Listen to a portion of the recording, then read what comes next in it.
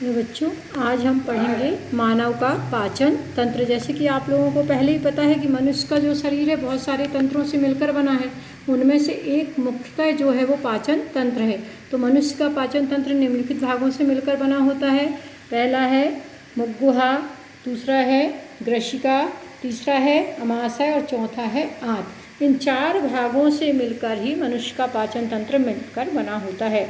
मुखगुहा के अंतर्गत जो मुख्यतः संरचना होती हैं वो होती है दांत, दूसरी लार ग्रंथि और तीसरी जो होती है वो जीभ।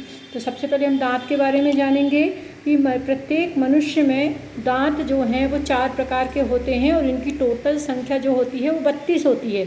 और इनका मुख्य कार्य जो है भोजन को काटना और छोटे छोटे टुकड़ों में करना होता है। दूसरा भाग है मुखगुहा के अंतर्गत लार ग्रंथि।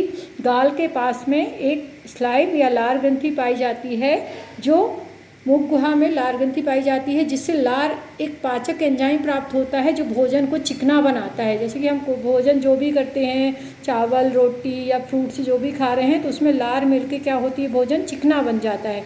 फिर जो तीसरी संरचना है वो है जीभ। जीभ सब लोगों को मालूम है कि यह एक मांसल संरचना होती है और इसका कार्य जो होता है स्वाद जानने के लिए होता है। और ये जीभ जो है वो भोजन को अंदर हमारे शरीर के अंदर पहुंचाती है। तो ये हो गया किसके अंतर्गत, मुखगुहा के अंतर्गत। हमारा दूसरा पार्ट है ग्रशिका।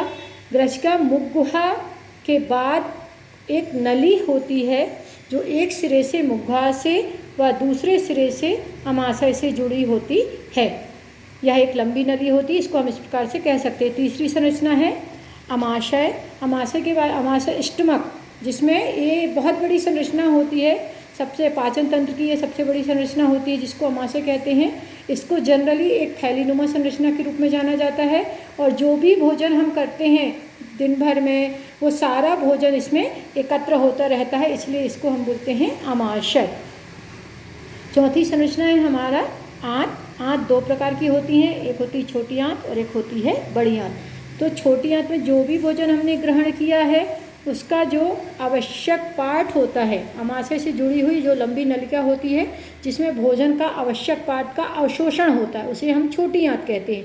और भोजन का अनावश्यक पार्ट जो है वो किस में डाल दिया जाता है, बड़ी आंत में, जो अपचित भोजन होता है और इसको मल के रूप में शरीर से बाहर त्याग दिया जाता है।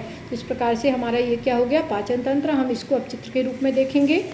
तो सबसे पहले देखो, ये जो संरचना है इसको हम किसके रूप में कह दें, यहाँ से मुखगुहा है जहाँ लार, जीभ, ग्रंथि पाई जाएगी जिसमें भोजन का सारा कार्य होगा। इसके बाद मुखगुहा के बाद में ये जो लंबी नली है उसको हम ग्रशिका या ईसोफेगस कहेंगे। इसी के द्वारा ही मुख से भोजन कहाँ आ जाता है, गले से होते हुए एक थैलीनुमा संरचना अमाशय में पाई जाती है। अमाशय चूँकि हम कई प्रकार का भोजन करते हैं जिसको पचाने के लिए बहुत सारे एंजाइम की आवश्यकता होती है, तो सबसे बड़ा पार्ट जो है हमारा लीवर। लीवर से कॉन्सेंट्रेट HCl और अन्य प्रकार के एंजाइम स्रावित होते हैं जो भोजन को पचाने में सहायक होते हैं। लीवर के पास में ही गॉल ब्लैडर पाई जाती है और उसके बाएं तरफ में पेनक्रियाज पाई जाती है। पेनक्रियाज से मुख्यतः जो है इंसुलिन हार्मोन स्रावित होता है जो हमें डायबिटीज़ जैसी बीमारी से बचाता है।